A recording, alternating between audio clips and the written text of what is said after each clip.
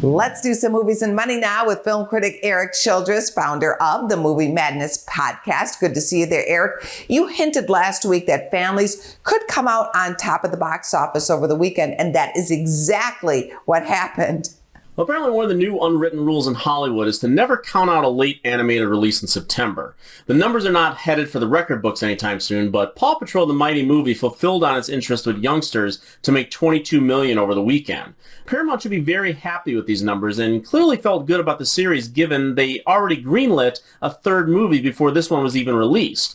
October is kicking off with another sequel, and this one happens to be among the scariest films of all time. Here's a look at The Exorcist Believer. Have you ever seen anything like this? Mommy? No, but there are people out there who have.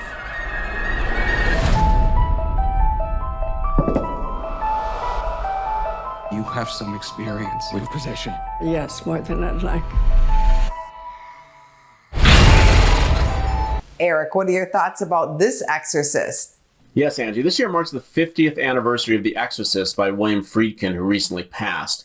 And in theaters this week is The Exorcist Believer, which has taken the New Age approach to ignoring the numerous sequels that followed it and announcing itself as the true sequel to the 1973 original. David Gordon Green, the one-time indie darling, who is responsible for the terrible Halloween trilogy we got recently, is now helming this horror reboot, which is being marked for an opening somewhere in the $30 to $40 million range. Would not surprise me if that estimate is being lowballed a bit, given how well the Halloween films did. Remember, this film was originally supposed to open next week on Friday the 13th, but was scared out of that slot into this weekend by none other than Taylor Swift, whose concert film could be poised to best every other film that opens after it this year. Yes, Taylor Swift is shaking up the box office with pre-sale tickets now, and then Beyonce's Renaissance concert film will be out in December. Keep us posted. But what are your movie stars for this weekend, Erik? Absolutely, Angie. There are some interesting films out there in limited release, like The Royal Hotel and Cat Person, that may not be available to everyone at their local theater. But if you subscribe to Paramount Plus, you get the treat of seeing the aforementioned William Friedkin's final film. It's a new adaptation of The Caine Mutiny Court Martial, a play adapted from Herman Wouk's novel that received a grander adaptation into the 1954 Humphrey Bogart film. Now, this focuses strictly on the after events of the mutiny, with Kiefer Sutherland stepping into the shoes of Commander Queeg under fire for his behavior towards his crew and during a typhoon. Now, Friedkin seems to relish in doing an old-school made-for-TV movie, but polished up to really give viewers a flavor for the original theatrical experience.